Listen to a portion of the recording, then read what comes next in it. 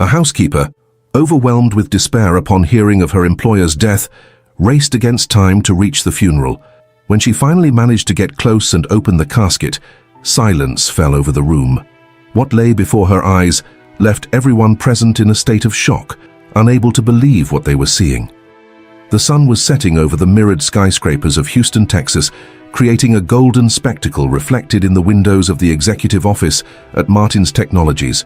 On the 50th floor of the city's most prestigious building, Daniel Martins gazed at the urban landscape through the expansive windows of his corporate penthouse. At 35 years old, he had built a tech empire valued in the billions, transforming a garage startup into one of the most innovative companies in the artificial intelligence sector. Wearing a custom-tailored Brioni suit and a Patek Philippe Nautilus on his wrist, Daniel exuded an aura of success that contrasted with his unassuming nature. His office, adorned with contemporary artwork and designer furniture, reflected both his achievements and his refined taste. An original Jean-Michel Basquiat canvas dominated the main wall, a gift he had purchased for himself after closing his first multi-million-dollar deal. "Mr. Martins, your last meeting of the day has arrived," announced Sarah, his executive assistant, through the intercom. Daniel adjusted his Italian silk tie and gave the go-ahead. Helena Morrison, a financial consultant from Goldman Sachs, entered the room with the confidence of someone accustomed to navigating corridors of power. Her Louboutin heels echoed against the Italian marble floor as her Chanel dress moved gracefully with each step. "Daniel, last quarter's numbers exceeded all expectations," Helena began, her green eyes shining with an intensity that went beyond professionalism. "Martin's Technologies' stock value has tripled since we implemented your new line of AI medical products." What was meant to be a strictly professional meeting became the beginning of something deeper. The chemistry between them was palpable, and subsequent meetings extended beyond business hours, evolving into dinners at exclusive restaurants like Tony's and BCN Taste and Tradition. At the River Oaks mansion, located in one of Houston's most exclusive neighborhoods, Clara Thompson, the housekeeper who had worked for Daniel for over a decade, was preparing yet another intimate dinner at her employer's request. As she polished century-old silverware and arranged rare orchid centerpieces on the Chippendale dining table, Clara couldn't shake an uneasy feeling. Something about Helena unsettled her, an intuition she couldn't quite explain. "James," Clara discreetly called the butler, "have you noticed how Miss Morrison always asks questions about the mansion's security codes?" The man nodded silently, sharing her concerns. The romance between Daniel and Helena blossomed quickly, fueled by helicopter rides to his private ranch on the city's outskirts, weekends on a yacht docked in Galveston, and dinners prepared by award-winning chefs. Helena seemed fascinated not just by Daniel, but by every aspect of his luxurious lifestyle. "You've transformed my life," Daniel confessed during a candle-lit dinner at the penthouse of the Post Oak Hotel. That evening, he proposed to her with a Van Cleef & Arpels engagement ring, a unique piece encrusted with diamonds that had cost a small fortune. The wedding took place 6 months later, an extravagant ceremony in the gardens of the River Oaks mansion. Houston's high society attended in full force, and the local press couldn't talk about anything else.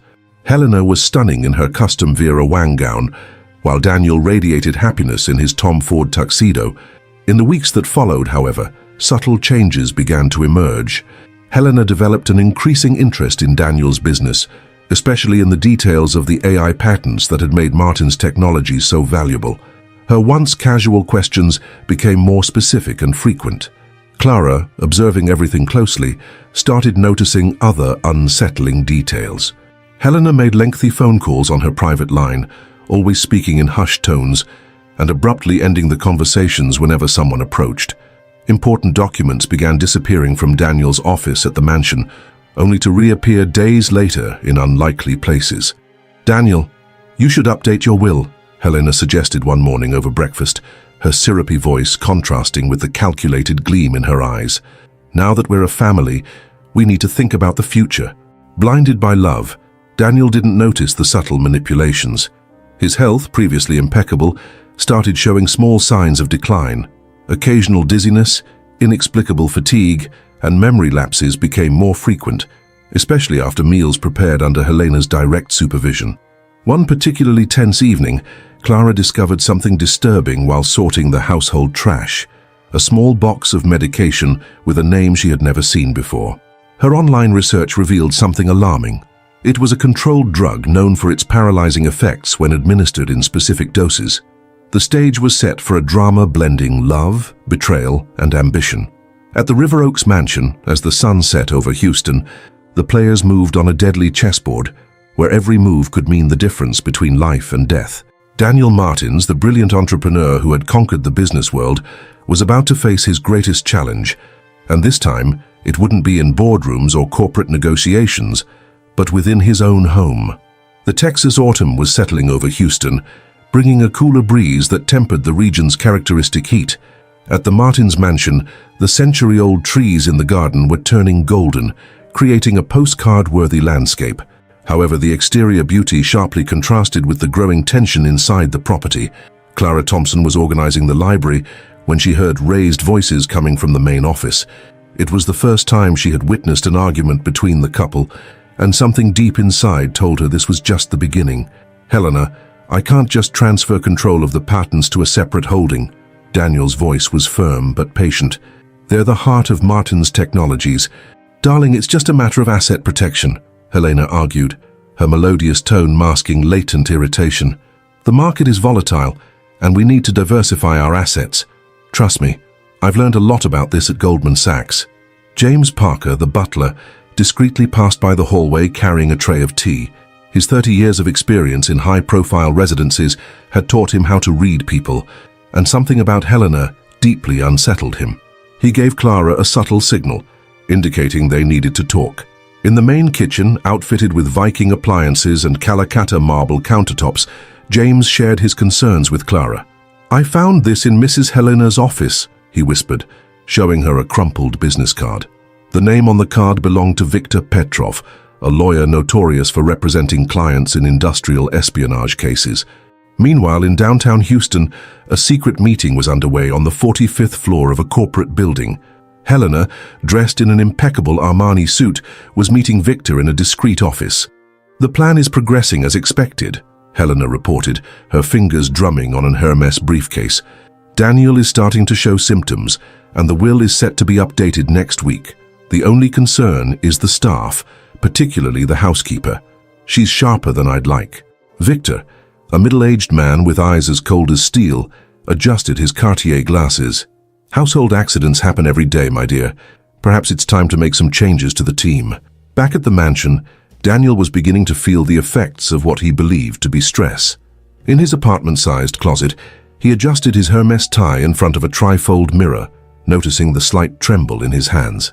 His Turnbull and Asser shirts, once perfectly tailored, now appeared looser, betraying the weight loss of recent weeks. Clara, concerned about her employer's health, began paying closer attention to his meals. She noticed that Daniel's episodes of discomfort coincided with the occasions when Helena insisted on personally preparing his afternoon tea, served in delicate Wedgwood porcelain. On a particularly tense afternoon, Clara was organizing the master bedroom when she found something disturbing on Helena's vanity, a vial of medication hidden inside a Cartier jewelry box. The label, written in Cyrillic, heightened her suspicions. Using her smartphone's translator, she discovered it was a compound rarely used in Western medicine. "James, we need help," Clara confided in the butler during one of their late-night conversations in the kitchen. "I know someone who can help us investigate Mrs. Helena's past." Clara's contact was Marcus Rodriguez, a former private investigator who now worked as head of security for one of Houston's most exclusive hotels. Through him, they discovered that Helena Morrison was not who she claimed to be. Her real name was Elena Morozova, and she had a history of relationships with wealthy businessmen who mysteriously lost fortunes or disappeared. Meanwhile, at Martin's Technologies, subtle changes in Daniel's behavior began to concern his executive team. Sarah, his assistant, noticed he was forgetting important meetings and struggling with decisions that once came easily. "Mr. Martins, the board is worried," Sarah gently mentioned one afternoon. "Perhaps it's time for a full checkup." Helena, always present during critical conversations, quickly intervened. "Don't worry, Sarah. I've already scheduled an appointment with a trusted specialist." The smile on her face didn't reach her eyes. The specialist was, in fact, another pawn in Helena's game. Dr. Anderson, a physician with gambling problems and significant debts, had been carefully chosen and bribed to confirm any diagnosis she suggested. On a Thursday morning, Clara found something that changed everything. While cleaning Helena's office, she accidentally knocked over a Mont Blanc folder, spilling documents onto the floor. Among them, she found printed emails revealing an elaborate plan. Helena intended to use forged documents and manipulated medical reports to declare Daniel mentally unfit to manage his business. That same day, during a dinner at the penthouse of the Post Oak Hotel, Helena executed the next phase of her plan. Amid dishes prepared by a Michelin-starred chef and glasses of 1982 Chateau Lafite Rothschild, she began planting seeds of doubt in the minds of Daniel's closest friends. "I'm so worried," she confided to Thomas Williams, Daniel's best friend, and a Martins Technologies board member. "Daniel has been so confused lately. Just yesterday he didn't recognize our driver of 3 years." Helena's plan was meticulous. Every move had been calculated with surgical precision, from the choice of medications that gradually weakened Daniel to the network of compromised professionals who would forge the necessary documents for her final coup. However, she hadn't anticipated the loyalty and resourcefulness of Clara and James. The two staff members, working discreetly, began building their own dossier. Photographs, recordings of suspicious conversations, copies of incriminating documents. Everything was carefully catalogued and secured in a vault at the Bank of America downtown. The situation reached a boiling point when Helena discovered she was being watched. During a dinner at the mansion, she subtly confronted Clara. "You know, Clara, I've always admired your dedication," Helena remarked, toying with her Bulgari necklace. "But sometimes I wonder if you might be overstepping certain boundaries." The veiled threat didn't go unnoticed. Clara, maintaining her composure, replied with equal subtlety, "My only concern is the well-being of this home and its residents, ma'am.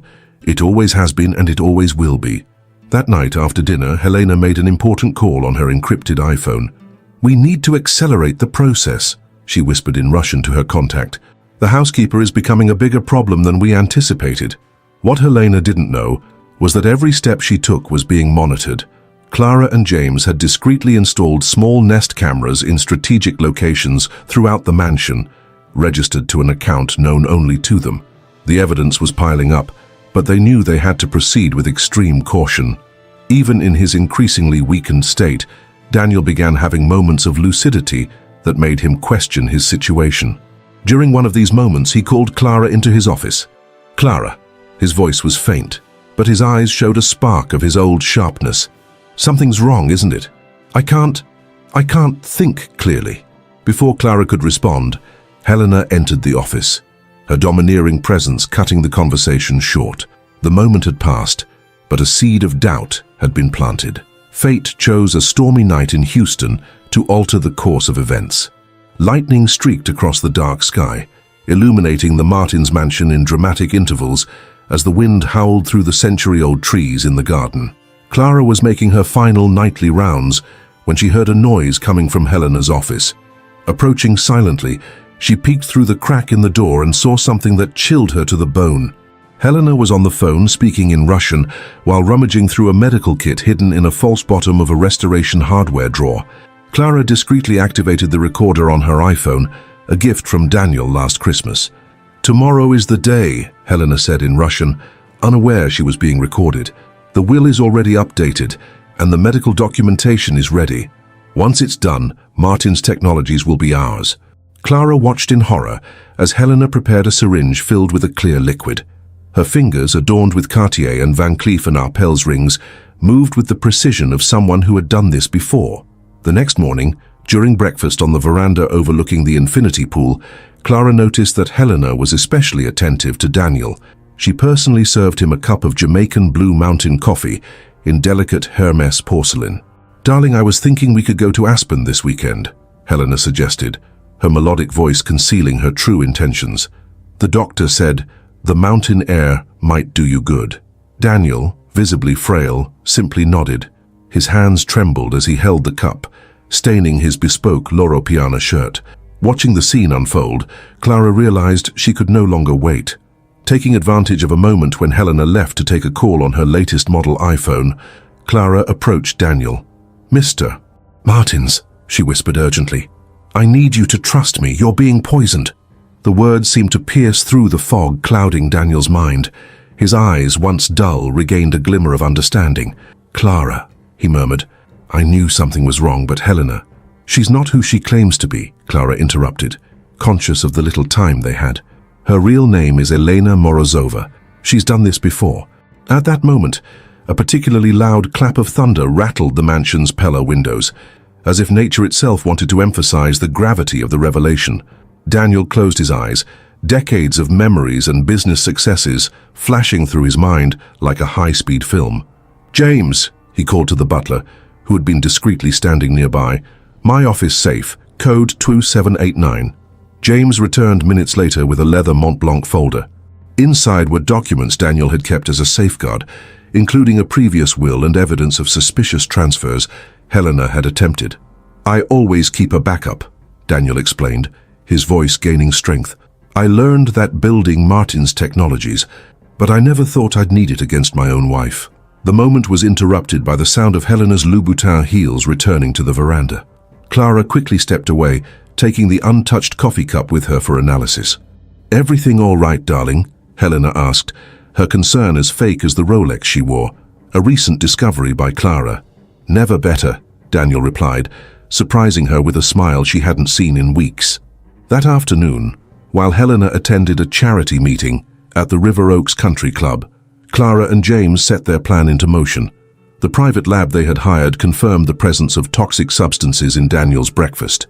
Armed with this evidence, they contacted Marcus Rodriguez, who had already compiled a comprehensive dossier on Elena Morozova's criminal past. The investigation revealed an international web of crimes. Elena had left a trail of victims in London, Dubai, and Singapore, all successful businessmen who had been mysteriously incapacitated or killed, their fortunes vanishing into offshore accounts. "The FBI is already involved," Marcus informed them during a clandestine meeting at the Post Oak Hotel. "They've been tracking her for years, but she always managed to disappear before they could act." Now aware of the danger he was in, Daniel began taking discreet steps to protect his empire. Bank transfers were reversed, critical documents were restored, and a private security team was hired, all without Helena suspecting a thing. The tension in the mansion reached astronomical levels. Every dinner was an elaborate performance, with Helena trying to maintain control of the situation and Daniel pretending to still be under her influence. Clara and James watched everything, ready to intervene at the slightest sign of danger. One night, during an intimate dinner lit by diptyque candles, Helena made her final move. Unaware that Daniel had switched the Chateau Latour glasses, she watched in anticipation as he raised the wine to his lips. "To the truth," Daniel toasted, his eyes locked on hers. Helena froze, recognizing something in his tone. Before she could react, the dining room doors opened. FBI agents, led by Marcus, entered silently. "Elena Morozova," the special agent pronounced her real name, "you are under arrest for multiple counts of attempted murder, fraud, and international money laundering." Helena's face twisted into a mask of fury. In a swift motion, she pulled a small Beretta pistol from her Hermes handbag. "You don't understand," she hissed at Daniel, her voice stripped of its artificial charm. "I deserved all of this. You're just another rich fool who—" The sound of a gunshot echoed through the mansion, but it wasn't from Helena's weapon. One of the agents, seeing her aim at Daniel, had acted first. Helena fell, shot in the shoulder, her Hermes bag spilling its contents onto the Persian rug. As paramedics treated Helena and agents collected evidence, Daniel approached Clara, who watched the scene with a mixture of relief and sadness. "You saved my life," he said simply, his voice thick with emotion. "It was the least I could do," Clara replied, her eyes meeting his. "You've always been more than just an employer to all of us." That night marked not only the end of Elena's reign of terror, but also the beginning of a new chapter for everyone involved. The Martins' mansion, once the stage of so much intrigue and betrayal, was about to undergo a transformation even more surprising. In the weeks following Helena's arrest, the Martins' mansion underwent a quiet makeover. The artwork she had chosen was replaced, her designer clothes were donated to charities, and her signature Clive Christian perfume, which once lingered in the hallways, was replaced by the gentle scent of fresh orchids, Clara's favorite. Daniel, still recovering from the effects of prolonged poisoning, underwent an intensive detoxification treatment at Houston Methodist Hospital. His presidential suite, decorated with contemporary art and luxurious furniture, became an improvised operations center where he began rebuilding not only his health but also his confidence. During his hospitalization, an even more shocking discovery came to light. The FBI's deeper investigation revealed that Helena Eleanor was part of an international criminal organization specializing in cons targeting tech moguls. Her activities in Houston were just the tip of the iceberg. Mr. Martins, Special Agent Thompson explained during a hospital visit, "We've found evidence that your wife was planning to transfer not only your money, but also the critical patents of Martins Technologies to a Russian conglomerate." The news hit Daniel like a punch to the stomach. The AI patents his company had developed had applications far beyond the commercial realm, some with potential military uses. The idea that these technologies could have fallen into the wrong hands deeply disturbed him. Clara, who rarely left the hospital, noticed the change in her employer's demeanor. During a particularly difficult afternoon, as she arranged the medications prescribed by his doctors on a Christopher silver tray, she decided to share something she had kept to herself. "Mr. Martins," she began hesitantly, "there's something I need to show you." From her long sharp bag, a Christmas gift from Daniel, she pulled out a small Smithson leather-bound journal. "What's this, Clara? Over the past few months, I've documented everything. Every suspicious conversation, every strange medication, every unexpected visit. I knew we'd need this information someday." The journal proved to be a critical piece of the investigation. Clara's meticulous notes, combined with the audio recordings and photographs she and James had collected, provided investigators with a detailed timeline of the conspiracy. In her penthouse at the Galleria, Helena Eleanor had maintained a secret office discovered after her arrest. The space, decorated with Italian luxury living furniture and modern art, concealed an arsenal of forged documents, passports from different nationalities, and, most disturbingly, chemical formulas for various toxic compounds. "She was more dangerous than we imagined," James commented while visiting Daniel in the hospital. The butler, always discreet, had proven to be an invaluable ally throughout the ordeal. The Houston press soon picked up the story, and tabloids reveled in the scandalous details. Black Widow of River Oaks, the plot that almost destroyed an empire, blared across the front page of the Houston Chronicle. Daniel, however, was more concerned with the future of his company. Helena's attempt to steal the patents had exposed vulnerabilities in his security protocols. In his hospital room, using a custom MacBook Pro, he began outlining structural changes for Martins Technologies. "Clara," he called one afternoon, his voice stronger than in previous weeks, "I need your help with something important." Clara, arranging freshly delivered Cartier flowers, approached the hospital bed. "I want you to take on a new role at the company," he continued.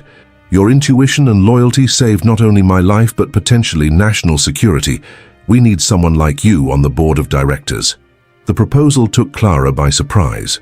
She, who had started as a housekeeper 15 years ago, had never imagined stepping into the corporate world Daniel inhabited. "But sir, I don't have a background in administration or—" "You have something far more valuable," Daniel interrupted.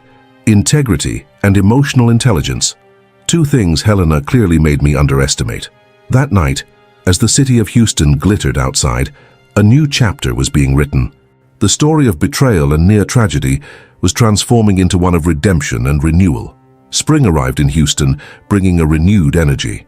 At Martins Technologies headquarters, the executive office on the 50th floor underwent significant changes. The pieces selected by Helena were replaced with a more welcoming and professional decor. An impressionist painting by Monet now hung in place of the Basquiat, radiating serenity instead of chaos. Physically recovered but still processing the emotional trauma, Daniel gazed at the city through floor-to-ceiling windows.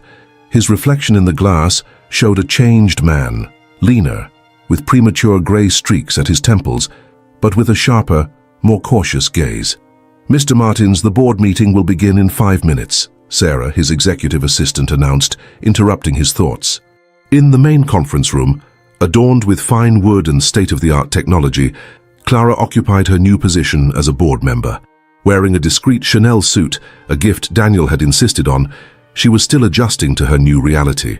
First quarter figures show a remarkable recovery, Thomas Williams, the company's CFO, presented. Investor confidence has been restored faster than anticipated, largely thanks to the governance changes implemented. Daniel observed Clara with pride. His former housekeeper had proven to be a valuable addition to the board, offering a unique perspective on security and corporate integrity. Her first initiative had been to create a more rigorous background verification program for all key employees. Not everything was smooth sailing, however. The specialized press continued to speculate about the scandal, and some conservative investors remained skeptical. The Wall Street Journal had published an article questioning the decision to place a former domestic employee on the board of a billion-dollar tech company. After the meeting, Daniel invited Clara to lunch at the exclusive Tony's. Seated at a discreet table shielded by Venetian screens, they could speak openly. "How are you coping with all this?" Clara asked, noticing the dark circles under her former employer's eyes. "The therapy sessions are helping," Daniel admitted, toying with his Montrachet glass. "But it's hard to trust again." The healing process was complex. Beyond the physical effects of the poisoning, Daniel faced recurring nightmares and paralyzing anxiety about new relationships. His therapist, Dr. Richardson, had diagnosed him with post-traumatic stress disorder. At the River Oaks mansion, now rarely used, James kept everything in order, but the place carried too many heavy memories. Daniel had moved to a penthouse at the Post Oak Hotel, preferring the neutral environment and 24-hour security.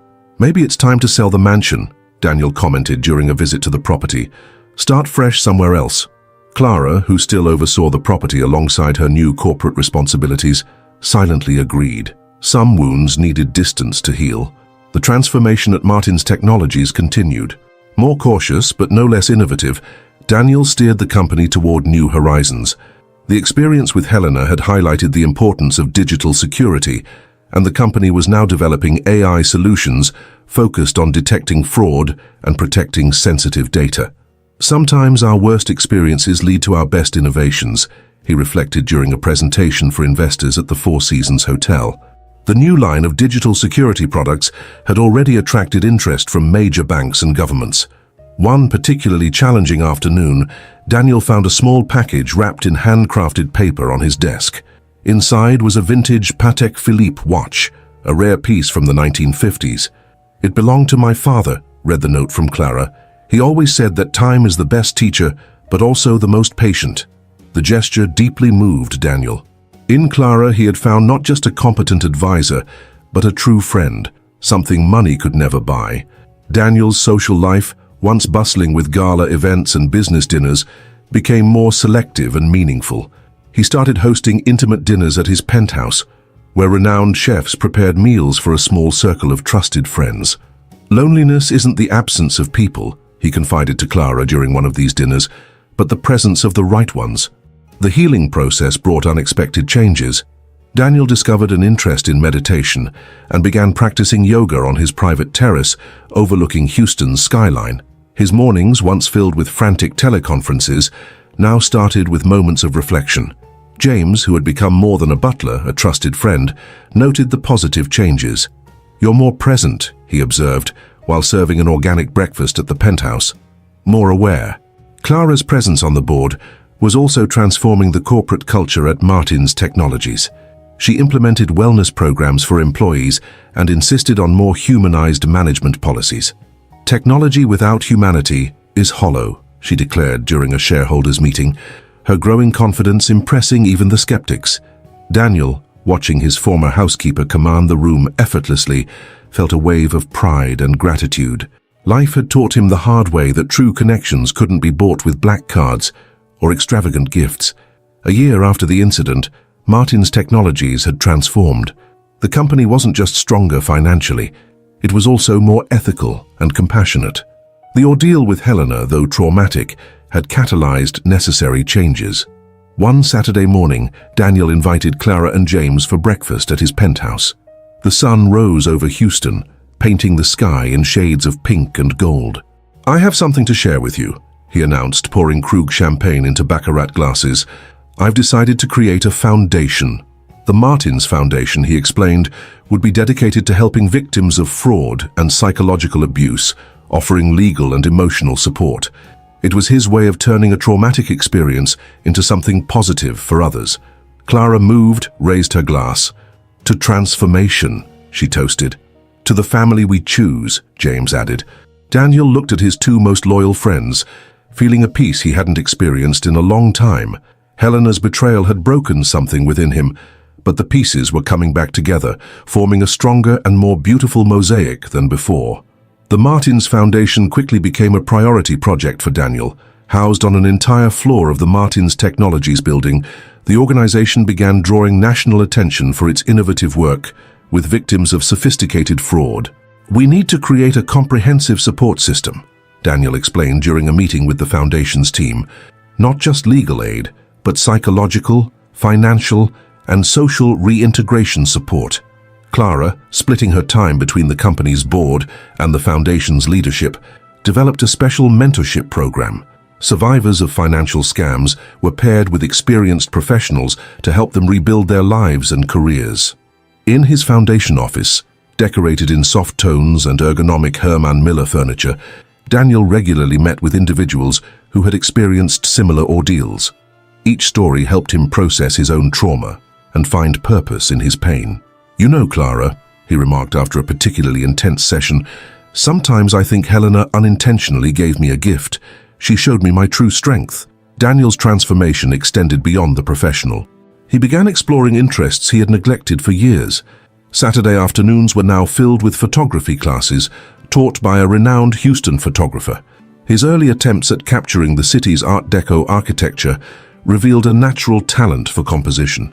James, ever observant, noticed how Daniel's new passion for photography was helping him process his emotions. "Art has a unique healing power," the butler remarked, while helping set up a small studio in the penthouse. The local media began to take note of the once reserved businessman's transformation. The Houston Chronicle published an extensive feature on his journey, highlighting how personal tragedy had turned into a movement to help others. At Martins Technologies, the new humanized approach to technology was yielding surprising results.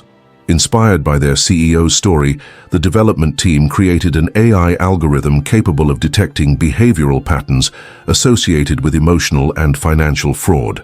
"It's fascinating how technology can be used to protect people," Clara commented during a presentation of the new system. "We're turning data into emotional shields." At home, Daniel continued his healing journey. His therapy sessions evolved into less frequent meetings focused on personal growth rather than trauma. Dr. Richardson noted with satisfaction how his patient had developed healthy coping mechanisms. The penthouse at the Post Oak Hotel gradually transformed into a true home. Art pieces personally selected during Daniel's travels replaced the generic hotel decor. An entire wall was dedicated to his own photography, telling a silent story of renewal through images. "Each photo tells a story of overcoming," Clara remarked, observing the transformation of the space. The sleepless nights that once plagued Daniel were replaced by a new ritual. He discovered a passion for cooking, turning his gourmet kitchen into a laboratory for culinary experiments. Elaborate dishes made with ingredients from the local Whole Foods became his form of active meditation. "Cooking has taught me about patience and presence," he explained during an intimate dinner with Clara and James. "Every dish is a lesson in control and surrender." The Martins Foundation expanded its operations to other Texas cities. Offices in Austin and Dallas were inaugurated, each offering customized programs for their local communities. The support model developed by Daniel and Clara was becoming a national reference. One particularly meaningful morning, Daniel received an email that made him pause. It was from one of Houston's leading hospitals, inviting him to share his experience with a group of mental health professionals. "They want to use our approach as a case study," he explained to Clara during their weekly lunch. "How to turn trauma into purpose." Life had taught Daniel that true wealth wasn't in his bank accounts or his company's market value. It was in the genuine connections he had built, the ability to transform pain into purpose, and the courage to remain open to the world even after betrayal. Autumn had returned to Houston, marking a full year since the events that had forever changed Daniel Martin's life. The city was preparing for its traditional gala at the Museum of Fine Arts, an event that always attracted Texas's social and business elite. This year, however, a particular tension filled the air. In his penthouse at the Post Oak Hotel, Daniel adjusted his Hermes tie in the mirror, his hands slightly trembling. That morning, the Houston Chronicle had published a bombshell story. Helena, or rather Elena Morozova, had escaped during a prison transfer. Authorities believe she had inside help. Clara read the news aloud from her iPad, sitting in the penthouse living room. The escape appears to have been meticulously planned. James, who had overseen Daniel's personal security since the incident, had already activated the protection team. Armored vehicles awaited in the garage, and agents dressed discreetly in formal attire were positioned throughout the museum. "Maybe we should cancel your attendance at the event," Clara suggested, her concern evident. Daniel, however, remained resolute. "I can't live in fear forever," he replied, fastening his Cartier cufflinks. "Besides, the Martins Foundation is receiving an important award tonight." The Museum of Fine Arts was breathtaking. Soft lights illuminated its neoclassical columns, and elaborate arrangements of white orchids, a detail not lost on Clara, decorated the main hall. Houston's elite mingled with glasses of Bollinger champagne and hors d'oeuvres crafted by Michelin-starred chefs. On the main stage, a string quartet played ambient music, but few paid attention. The buzz about Helena's escape dominated conversations, and furtive glances were cast in Daniel's direction whenever he passed by. "Mr. Martins," a Texas Monthly reporter approached, "could you comment on your ex-wife's escape?" Before Daniel could respond, Clara gracefully intervened. "Tonight is about celebrating the Martins Foundation's work in aiding victims of sophisticated fraud. I'm sure the authorities are handling the situation." Midway through the event, as Daniel conversed with potential donors near the modern art exhibition, Clara noticed something unsettling. A woman in a black Valentino dress and a blonde wig was watching Daniel with unusual intensity. "James," she whispered into the discreet communicator on her wrist. "Sector 3, near the Pollock." The butler, positioned strategically on the mezzanine, had already noticed. The woman's elegant posture and the way she held her champagne glass were unmistakably Helena's. Unaware of the unfolding situation, Daniel continued his speech about the new rehabilitation center the foundation planned to build. "We believe that healing begins with..." A metallic sound echoed through the hall. The woman in black had dropped her glass, creating a distraction. When everyone turned to look, she had already disappeared into the crowd. "We need to get Mr. Martins out of here," James communicated to the security team. But it was too late. The museum's lights flickered and went out completely, plunging the room into darkness. Gasps of surprise echoed through the hall, followed by the sound of shattering glass. When the emergency lights flickered on, casting an eerie glow, Daniel was gone. Clara, maintaining her characteristic composure, immediately activated the emergency protocol they had developed. Surveillance cameras across Houston were triggered, programmed to recognize both Daniel and Helena. In an improvised operations center within the museum's security room, footage revealed a female figure dragging a semi-conscious Daniel into a black Sprinter van parked behind the building. She used the same trick, Clara realized, recognizing the symptoms of paralysis Daniel exhibited in the video, the same poison. James was already in contact with the FBI and Houston police. The van had been spotted heading toward the city's industrial district, an area filled with abandoned warehouses. "She wants to finish what she started," Clara declared, her voice steady despite the fear she felt. "But this time, we're prepared." What Helena didn't know was that after the first incident, Daniel had implemented extraordinary security measures. A tracking microchip, smaller than a grain of rice, had been surgically implanted in his body. Clara opened a special app on her smartphone, revealing Daniel's exact location. "Warehouse 47, Buffalo Bayou," she informed the authorities. As police cars silently converged on the location, Clara and James followed in an armored Maybach, driven by Daniel's personal chauffeur. The Houston sky was heavy with clouds, and occasional lightning illuminated the industrial landscape. Inside the warehouse, Helena had prepared a desperate final move.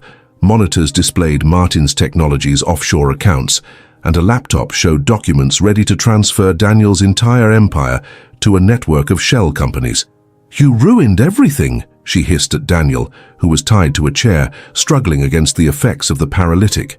"Years of planning, destroyed by a meddling housekeeper." Daniel, even with his speech impaired, retained his dignity. "You never understood, Helena. Money isn't everything."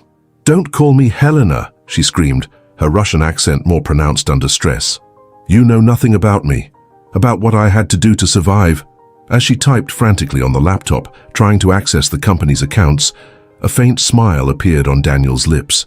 After the first incident, he had implemented a dual biometric security system. Without his conscious presence and explicit authorization, no significant transfer could be executed. Outside, FBI tactical teams took their positions. Clara and James, against all recommendations, insisted on being part of the operation.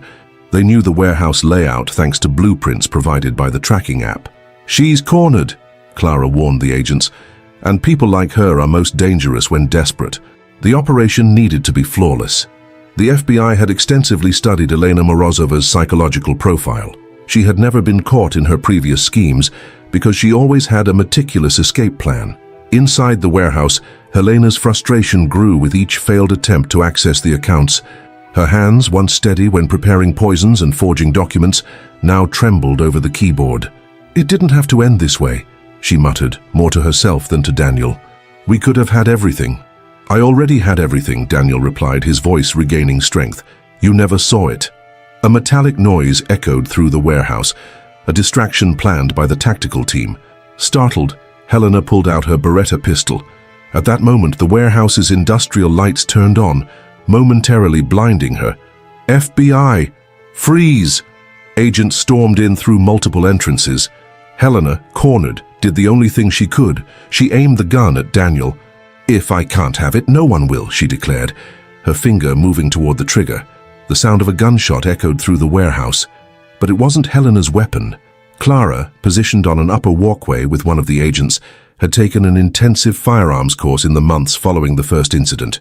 Her shot hit Helena's shoulder with surgical precision, causing her to drop the gun. "It's over," Clara declared, descending the metal stairs with the grace of someone who had served tea in mansions for years.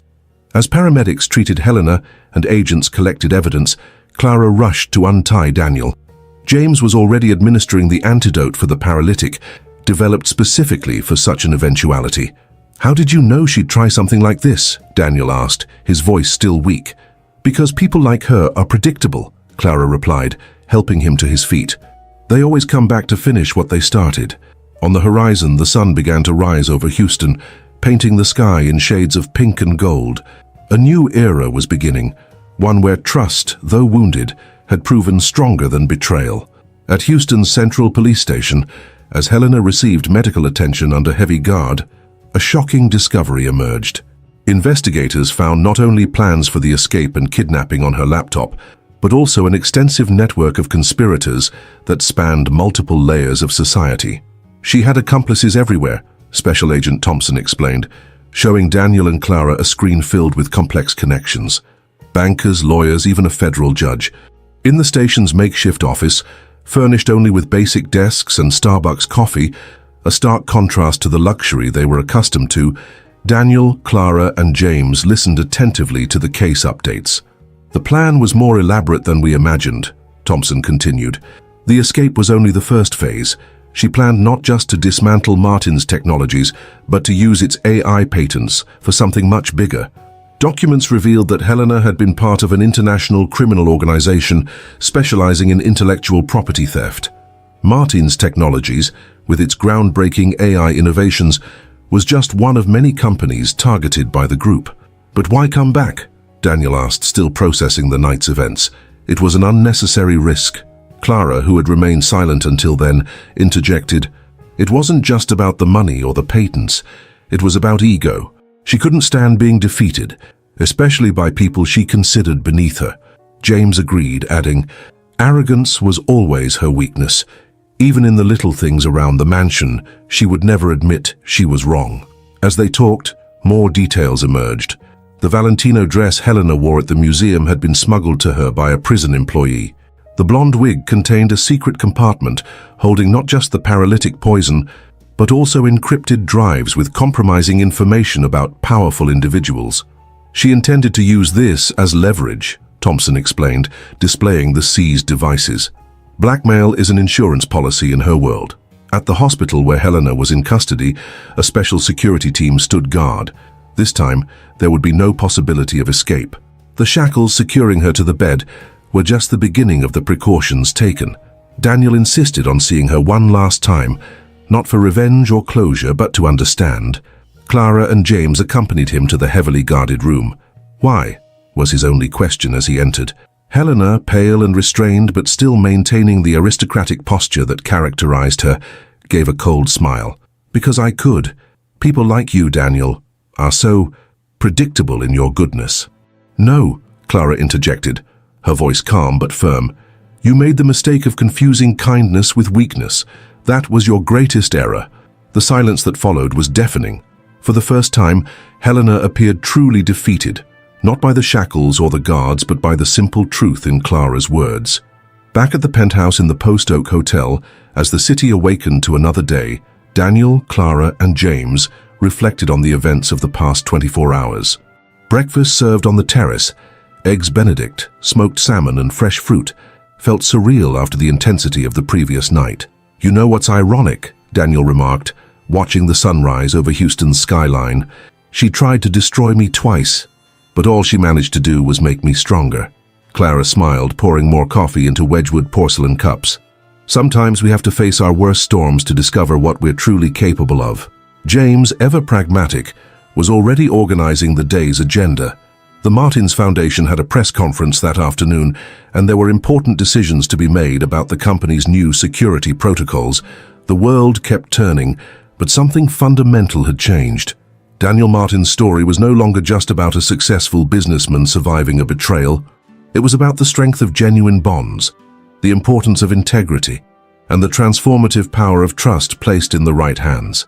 The months following Helena's second capture profoundly reshaped Houston's business and social landscape. The case, which had already garnered national attention during its first chapter, now became the subject of documentaries and books. The story of the tech billionaire who survived 2 assassination attempts by his spy wife captivated the American public. At Martins Technologies headquarters, the changes were visible and profound. The already rigorous security system was completely overhauled. Counterterrorism and cybersecurity experts were hired to develop protocols that became industry benchmarks. "It's fascinating how we turned a personal tragedy into corporate innovation," Daniel remarked during a board meeting. The company's new line of security products, inspired by his own experiences, was revolutionizing the executive protection market. Clara, now officially Vice President of Governance and Security, implemented changes that went beyond technology. Her background check and psychological evaluation program for high-ranking executives was being adopted by other Fortune 500 companies. "It's not enough to protect the systems," she explained during a conference at Rice Business School. "We need to protect the people behind them." The Martins Foundation expanded its reach significantly. Its work with victims of sophisticated fraud took on an international dimension, with offices opening in London, Dubai, and Singapore, ironically the same cities where Helena had previously targeted victims. James, still Daniel's head of personal security, developed a detailed manual on high-profile executive protection. His techniques, which had saved Daniel's life twice, were now being taught in private security academies. In the legal sphere, the case had significant repercussions. The investigation into Helena's network uncovered an international industrial espionage scheme. Judges were disbarred, executives were arrested, and numerous shell companies were exposed. "It's like peeling an onion," Special Agent Thompson explained during a press conference. "Each layer reveals more connections, more conspirators." Helena, or Elena Morozova, now faced a sentence that virtually guaranteed she would spend the rest of her life in a maximum security prison. But the most significant revelations weren't about her crimes, they were about her past. During the trial, the story of a young girl born into poverty in St. Petersburg emerged. Trained from adolescence by a criminal organization to infiltrate Western companies, Helena wasn't just a con artist, she was the product of a much larger and more sinister system. Daniel attended only one day of the trial, not to testify but to understand. Sitting beside Clara in the federal courthouse in Houston, he watched the woman who had almost destroyed his life defend herself with the same elegance and articulation that had once charmed him years ago. "You know what's saddest?" Daniel remarked to Clara afterward. "At some point, part of what we had must have been real, even if she'll never admit it." The River Oaks mansion was sold. Daniel could no longer live in a place so full of painful memories. In its place, he acquired a modern property in the Woodlands, a more secluded area outside Houston. The new home was designed with an emphasis on security, but retained the warmth and hospitality Daniel cherished. Clara and James remained his closest confidants, but now in roles vastly different from their original ones. They were no longer employees but partners and friends. Sunday dinners at the new house became a tradition, with Clara often cooking dishes she had learned during her international travels for work. The experience fundamentally changed the way Daniel approached relationships, both personal and professional. Trust, once given freely, was now built gradually. Yet instead of growing bitter or cynical, he developed a deeper wisdom about human nature. "Sometimes we have to walk through fire to come out stronger," he reflected during an interview with Forbes. "But the key isn't hardening your heart. It's learning how to protect it without closing it off." Martin's Technologies continued to grow, but with a different philosophy. The company became known not just for its technological innovations, but for its unique culture that balanced security with humanity. Employees received training in emotional intelligence and identifying psychological manipulation. Clara often led workshops on the subject, sharing her experiences and insights. Her story, from housekeeper to executive, encouraged others to trust their instincts and prioritize integrity over status. "The real luxury," she often said, "is being able to trust the people around you." James, ever discreet, remained a constant and reassuring presence. His loyalty and sharp instincts had proven invaluable not once but twice. Daniel ensured he was properly rewarded, making him one of the highest-paid security professionals in the country.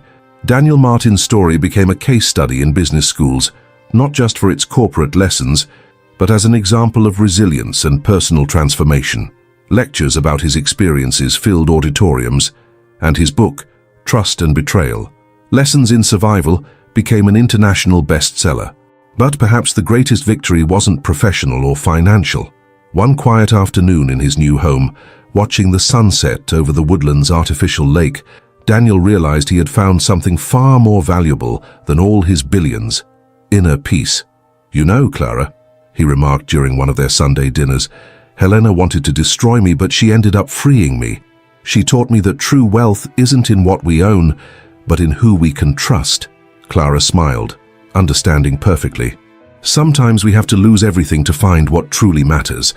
James, pouring a bottle of Chateau Margaux 1982, a ritual that now carried new meaning, added, "And sometimes we have to face our worst storms to find our true strength." The sun set over Houston, painting the sky in shades of pink and gold.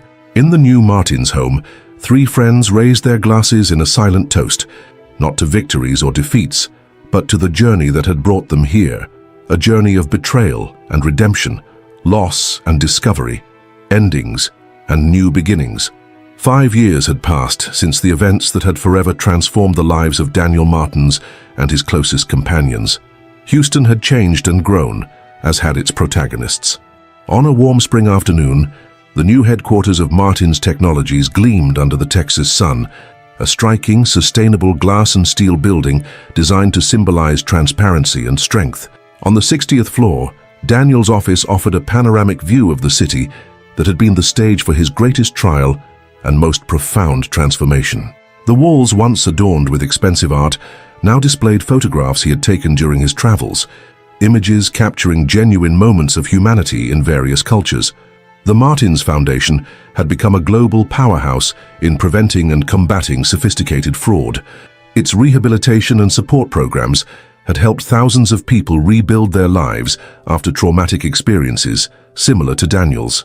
Clara, now president of the foundation, had turned her natural intuition into a scientific methodology for identifying predatory behaviors.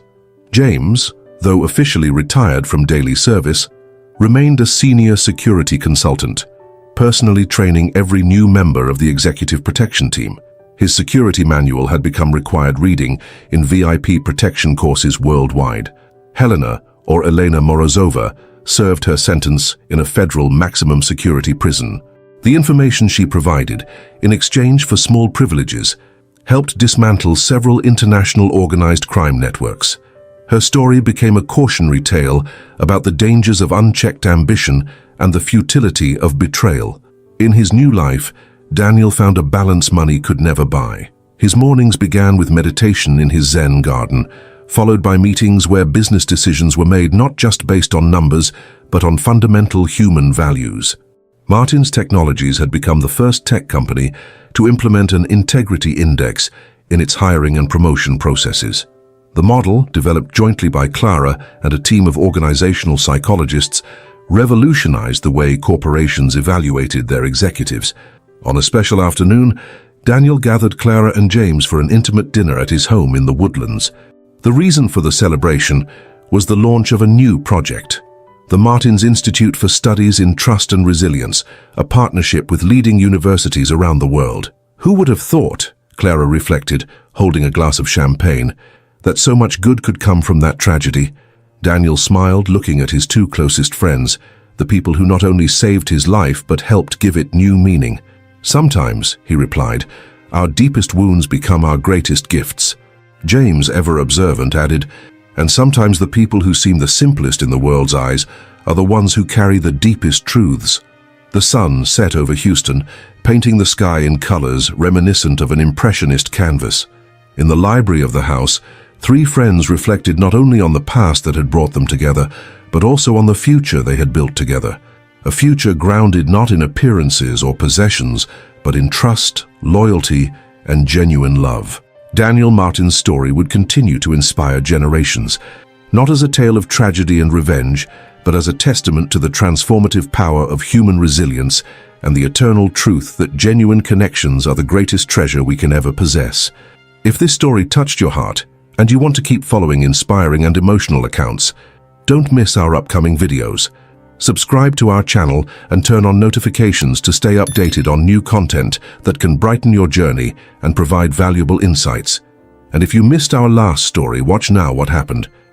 In a room filled with power, where smiles hide intentions and contracts conceal traps, a quiet presence becomes impossible to ignore.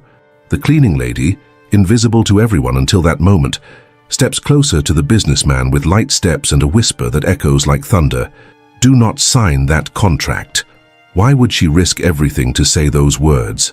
What follows is a revelation so impactful that no one in that room will leave the same. Buried truths come to light, and entire lives may be destroyed. Don't miss this story full of suspense, twists, and unexpected secrets. Click now on the video appearing on your screen and uncover everything that happened in that meeting room after the cleaning lady's revelation. See you there.